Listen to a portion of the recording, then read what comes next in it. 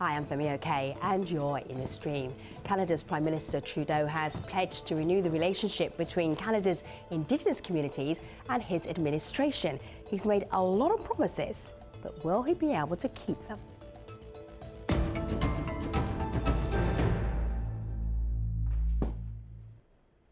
Digital producer Malika Bilal, in her years at the stream, has done so many Indigenous community stories from Canada. And that's because they all come from our community who pitched them. So as Femi mentioned, Canada's Indigenous communities have campaigned for government support for a long time, and you've asked us to cover it along the way. First up, hashtag Idle No More. It spread in 2012 and 2013 with demands that the government address poverty rates, environmental concerns, and sovereignty rights. A year later, activists called on the government to release documents reportedly detailing Aboriginal abuse from the 1940s and 50s. In 2014, hashtag Am I Next urged a public inquiry into growing numbers of murdered and missing Aboriginal women. And ahead of Trudeau's election victory in 2015, Indigenous youth rallied their communities to vote, prompting turnout to spike by 270% in some cases. So what's changed and what hasn't in 2016? I'll join the conversation with hashtag AJStream. It is time for a renewed nation-to-nation relationship with First Nations peoples. One that understands that the constitutionally guaranteed rights of First Nations in Canada are not an inconvenience, but a sacred obligation. One that is based on recognition of rights, respect, cooperation, and partnership. That was Justin Trudeau just a few weeks after he was elected as Canada's Prime Minister. And he was speaking at the Assembly of First Nations, where he promised to repair and rebuild relations between the Canadian government and Indigenous peoples. At the meeting, Trudeau pledged a number of things, including significant new investments to Aboriginal programs, reviewing and repealing all Indigenous legislation imposed by his predecessor, Stephen Harper. He also stressed that all reforms would be led by the communities, as opposed to the previous top-down approach. Last week, Trudeau's government presented the 2016 budget. It includes more than $8 billion Canadian dollars over a period of 5 years for investments geared towards a number of Aboriginal issues, including education, water, infrastructure, child and family services. And while many are pleased with Trudeau's commitment, critics say a closer look at the budget shows that it does not do enough in the short term to address the many challenges facing communities. To help us discuss this, we're first joined by Carolyn Bennett. She's Canadian's Minister of Indigenous and Northern Affairs. Minister Bennett, it's good to have you back on the stream. Now, the last time we had you on the stream, you were just Carolyn Bennett, and now you're Minister, so I feel like the two things may be connected. Congratulations. Thank you so much. We have so many questions for you. I'm just going to say Malika Bilal.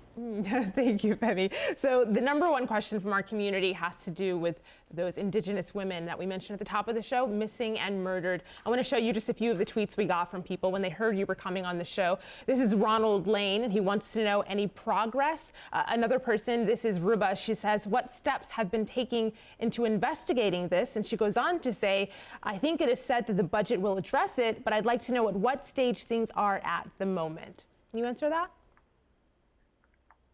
Absolutely, and I think it was when I was on your show 2 years ago that we were talking then about missing and murdered Indigenous women and girls. So we're very pleased that we were able to honor the commitment to hold an inquiry into this issue, and Minister of Justice Jody Wilson-Raybould, the Minister of Status of Women Patty Hadju, and I have gone coast to coast to coast to listen to the families, and to over 2,000 people we've heard from, 4,000 submissions online, and hopefully before the summer we will be able to announce the commissioner or commissioners the terms of reference and be able to get on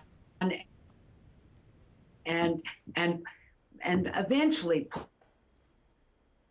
tragedy. And that is good to hear, because we just got this tweet just a couple of minutes ago from NWAC. They say Indigenous women and girls are living in poverty both on and off the reserve across Canada, and we need action now. But I want to pivot to the next question because there's so many. I want to get them all in. This is one from Ishki, who says, how do you intend to rehabilitate the waters on First Nation lands? And he's talking about reports of a water crisis, really, on Indigenous lands, where there are water advisories for large parts. Some reports say up to 2/3 of First Nations lands. Well, I think the Native Women's Association question is very, very important in terms of the issue of poverty in First Nations communities. That is, it is at the beginning of so many of the issues, from missing and murdered Indigenous women and girls to poor academic outcomes, poor health conditions, and that's why this $8.4 billion that we have pledged in this budget is historic. But the issue around water and clean drinking water, we've made a very specific commitment that within 5 years we will stop the boil water advisories by investing in the infrastructure and the training, working with First Nations to get this done. How did you decide, when there were so many issues impacting Indigenous communities in Canada, how did you decide what you were going to put the money towards? Well, again, this is, as the Prime Minister said in the clip, this is a new relationship based on a recognition of rights, respect, cooperation, and partnership. So it really is very much by listening to First Nations, Inuit, and Métis in Canada that the priorities get set. And obviously, education has always been a very top priority, as still only 1/3 of Indigenous kids were finishing high school. That was the same 10 years ago. We heard very clearly that this is an area that there needed to be a real priority. You mentioned high schoolers, and I'm glad you did, because we got a tweet here from Darian, who says the budget mentions a youth council. So what proportion of youth, First Nations and Indigenous youth, will sit on this body, and will regions play a role? That's a great question, and I know the Prime Minister and his team are working on again putting together the Youth Council. Obviously, the Prime Minister feels that First Nations, Inuit, and Métis youth are very much part of the future of Canada. The Prime Minister kept the youth portfolio for himself, and so that's pretty exciting that these youth will serve on an advisory committee directly to the Prime Minister. Sure. And finally, Minister, what is this new relationship? If you could categorise it, other than say, well, the previous administration did stuff that we really hated, we have a new relationship. Is it that simple?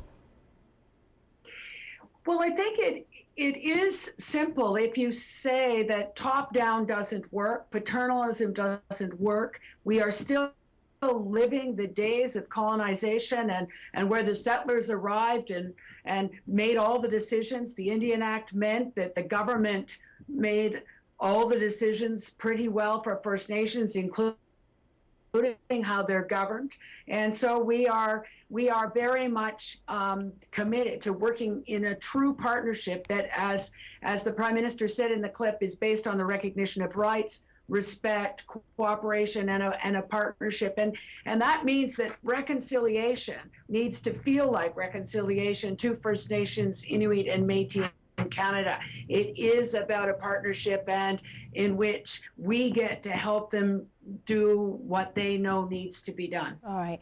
Minister Bennett, it's been a pleasure to have you on the show. What I'm disappointed about in this new relationship and this new dialogue you're having is that you didn't want to stay and have that dialogue with the rest of our guests. But I do appreciate the time that you gave us at the top of our show. Thank you very much, Minister Bennett. Moving on, let me bring in the rest of our guests here. We have Pamela Palmater. She is a Mi'kmaq lawyer and professor at Ryerson University. Chief Isidore Day is regional chief in the province of Ontario. And Erica Lee, a community organiser with a group known as Idle No More. So I'm now bringing you in, opening up the conversation. Pamela, what did you make of Minister Bennett, what she said right there for us, right at the top of the show?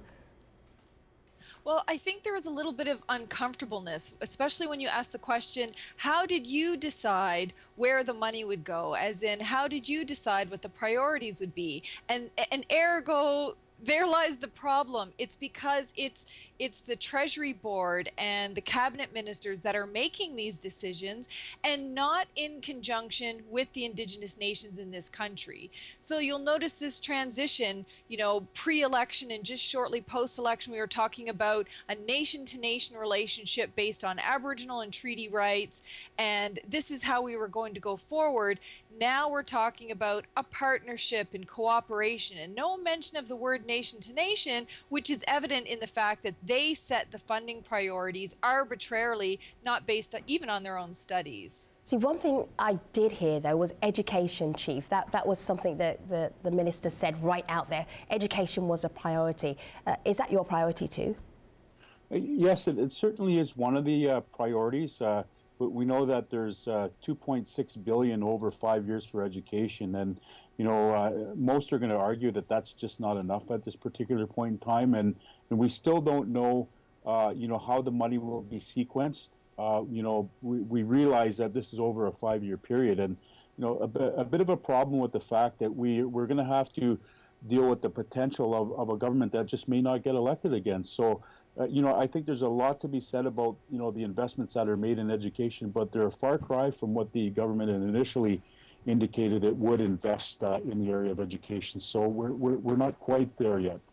So one of the things we said at the beginning of the show was, this is what Prime Minister has promised, but will he deliver on his promises? Do you not think that all that money is going to go to education then? Well, it's there's a lot to be seen here yet. We're still in early days of the budget. We're quite encouraged by the number $8.4 billion, but let's not mistake the reality here. This is only $5.4 billion within the current Liberal government's mandate. So and then it's like, if you really like us, then you'll get the other three. Right? Absolutely. So you just have to vote us back. We'll give you the rest. It's spending money that the government doesn't have yet. So Erica, I want to bring you in here on this education conversation because it is one of the priorities that our community also raised. But this is Lawrence's view. He says just by saying there should be improvements and putting money for First Nations education is an improvement. Another person just as optimistic, this is Carolyn. She says, I'm happy with the commitment to education and infrastructure, but we do need more in child welfare. It's leaps and bounds better than the last budget. Do you have the same view? Not at all. And working with First Nations students at the University of Saskatchewan, I see how much underfunding completely robs us of the chance to be involved in conversations at the university. Kids are dropping out because they don't have funding. And the fact is that on Indigenous land, that shouldn't be happening. Let me just go back to this issue about boiling water. It's really hard to believe that in 2016, there are communities in Canada, which is a wealthy, developed nation, who have to boil their water before they use it. Chief and Pamela, can you explain that for our international audience? Well, I think it's really indicative of living in third world conditions. If you look across any other jurisdiction, that is considered a third world or developing country, this is one of the characteristics of the problems that exist.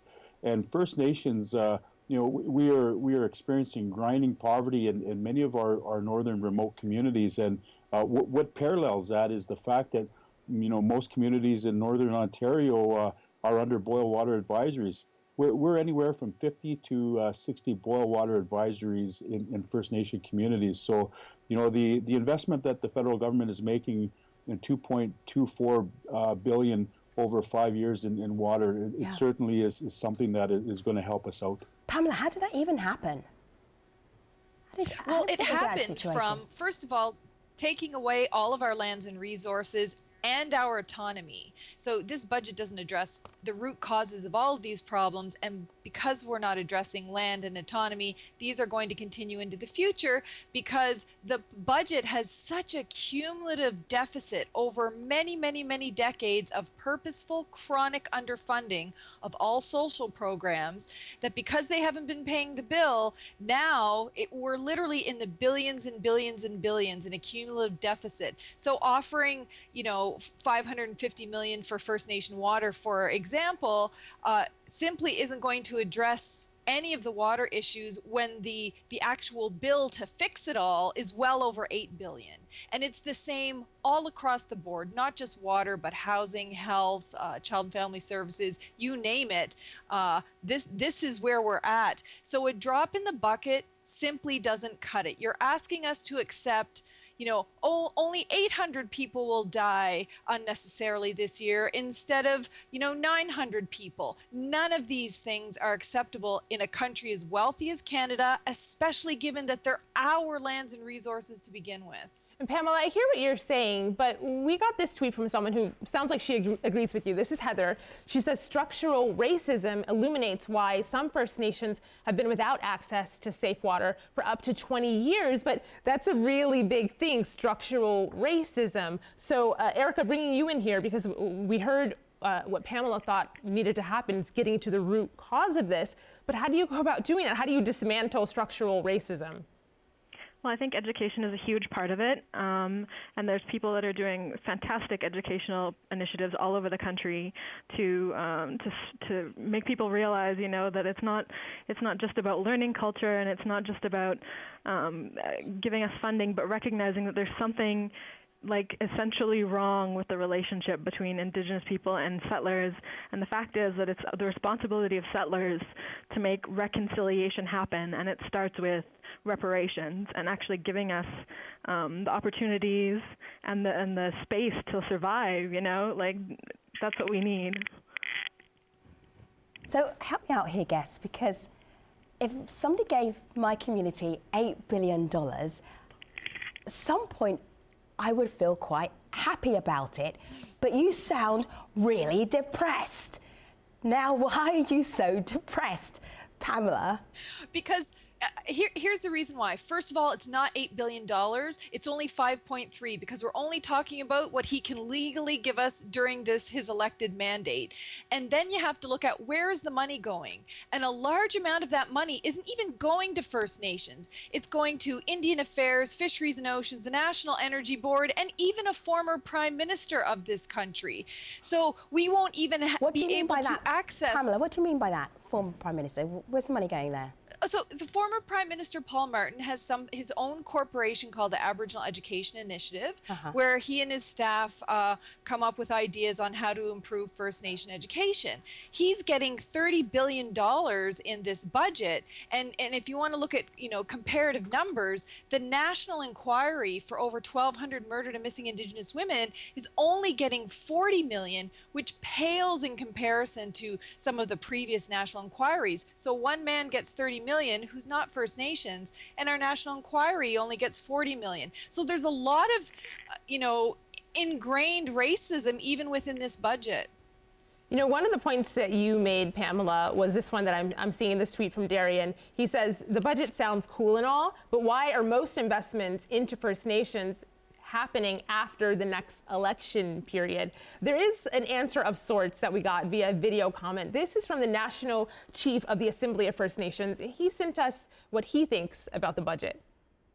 First thing I have to say is cautiously optimistic, of course. $8.4 billion for First Nations people is unprecedented. I always say to people, when was the last time any government spent this kind of funding on First Nations people? It is better than Kelowna. And I always say it's a start, because after decades upon decades of neglect, the needs are huge. The needs are great. And so this is a good first step.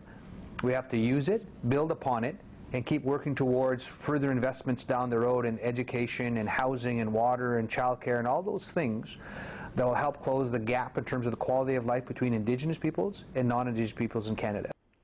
So Chief Day, do you want to pick that up? As he was speaking, I did see Pamela shake her head, so I know Pamela disagrees, but Chief Day, what do you think?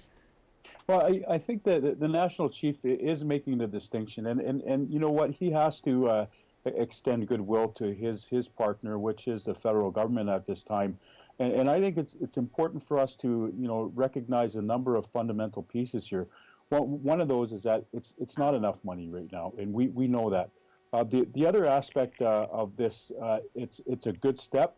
I think it's not a step forward, it's a step up at this particular point in time. And what I mean by that is our people have been suffering abject poverty for decades, and I think that the price tag to start correcting that, it's not enough in the budget right now, but at least we're getting up on our feet with respect to some things. There are a number of things that we're still lacking in.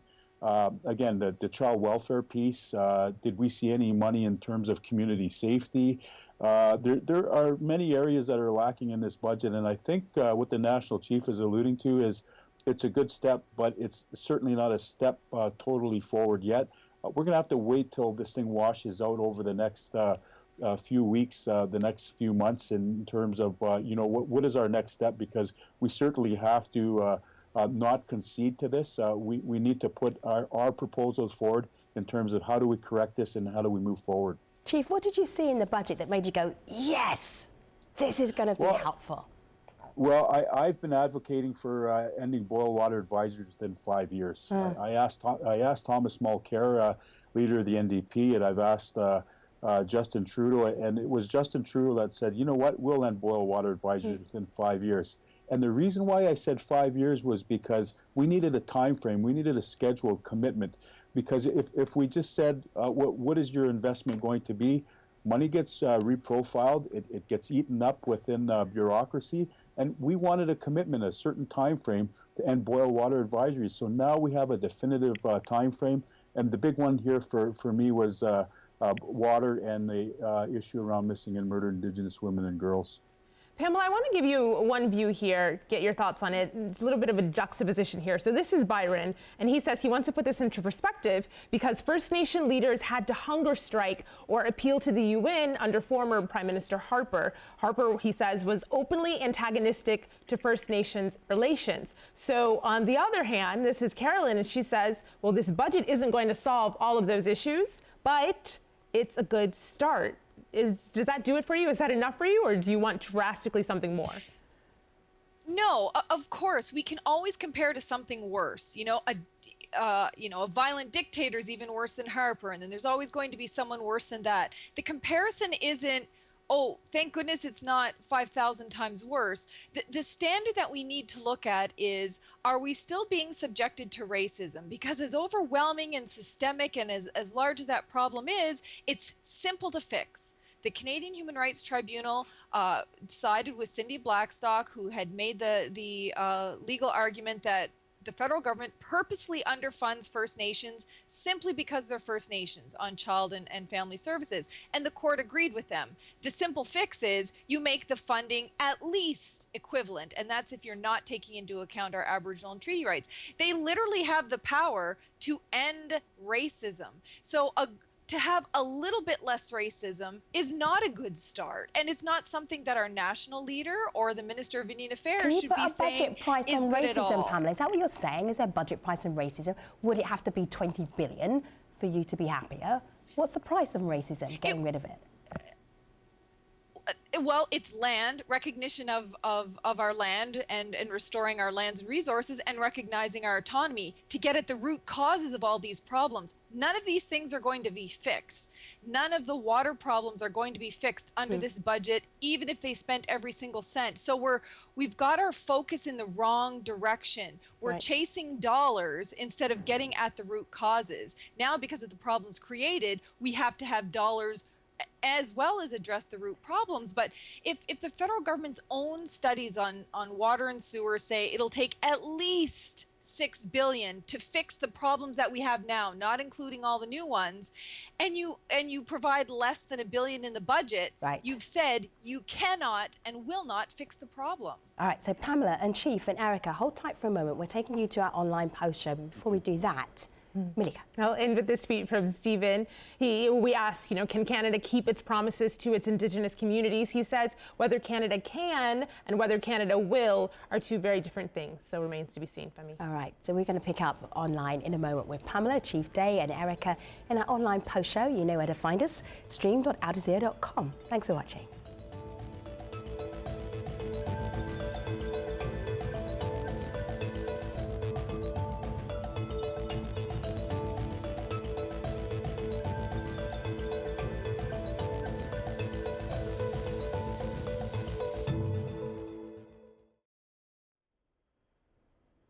Welcome back. This is the Stream's online post show. We've been talking about Canadian Prime Minister Justin Trudeau's promise of renewing the relationship between the Government of Canada and Indigenous peoples. There were lots of community questions, and so I want to get straight back to them. One is a video comment we got. And so what we've been hearing over the course of this 30 minutes on TV is some skepticism, some healthy skepticism, I'd say, about this new budget. So there is an answer to the skeptics. This is National Chief Bellegarde, who you heard from a little bit earlier. Eric, I'm going to play this video comment that he sent to you and let you let us know what you think. Have a listen. I understand, and I get it as well. But I also have to say that if we can work with this and build upon it, because I know the needs are great. In terms of the United Nations Human Development Index, Canada is rated 6th in terms of quality of life. But when you apply the same indices to Indigenous peoples, we're 63rd. And again, because the decades of neglect and being put to the side as First Nations people, the needs and the issues are great amongst our people. So we have to take what's there now and build upon it. Because once that gap starts to close, it's not only First Nations people that win. Canada as a country will win. So Erica, he says, decades of neglect, this is at least building upon that in a new direction. What do you think of that? I think that the problem of the relationship between Canada and Indigenous peoples is not decades of neglect, but decades and centuries of theft and dispossession of us from our lands. And, it's deliberate. That's the thing, is that what reconciliation discourse misses is the fact that Indigenous women and girls and Two-Spirit people go missing because we're a threat. We're a threat to the legitimacy of the Canadian state. And this isn't about neglect or leaving us alone. I think if we had been left alone, things would be a lot better by this point. I'm just wondering, other than Chief, who else has met the Prime Minister? Just the Chief? Chief, tell us about your experience and your interaction with Prime Minister Trudeau. Well, the Prime Minister is a man. He's a father. Thank you for that insight. He's a spouse. I'm not Canadian, but I got that bit. He clearly is somebody who has got a level of charisma, and he's able to connect with the people. And I think what the Prime Minister has done here is he's connected with people. But I think that the connection is only the first step. And I think what we really need to see going forward here is, again, what one of your previous folks on Twitter had said, what's the difference between can and will? Yes, changes can be made, but will they be made? I think what we see with this Prime Minister so far is he's conceptualized, he's said all the right things. I think we're starting to see things in the budget. But I'm wondering, how far will it go? Will we actually see a nation-to-nation relationship? We've seen the Royal Commission on Aboriginal People. We've seen the Penner Report. There's a number of studies that have been done. We've seen Kelowna. It's all there. So there's nothing that needs to be studied again. I think it's the action that we need. And I'm starting to wonder how far this Prime Minister will go. And I'm willing to provide as much enthusiasm and I'm encouraged by things, but we need to see action, and we need to see that action in terms of the nation-to-nation relationship. See, I saw Prime Minister Trudeau, not in person, but I watched him address the Assembly of First Nations before he was Prime Minister, after he was Prime Minister, and he said he was pretty consistent. He was addressing people using their native tongue, and he was saying the right thing. And it was interesting to go from an administration that would cap how much money was allowed to go to Indigenous affairs to a Prime Minister who greeted people using as many languages as he possibly could get in before he had to start the rest of his speech. Is this window dressing, Pamela? Or is it genuine, do you think? Pamela? Well, here's how I would rephrase the question. What's the difference between a prime minister who calls us all crooks and terrorists, but doesn't give us our land and resources back, or a prime minister who lets our elders open a meeting, dance, at special events, and says hello to us in our language, and still doesn't give us our language and resources, or our land and resources back? The two are doing the same thing. One's just being a bully about it. The other one's trying to do it as nice as possible. Erica, what's your take on that?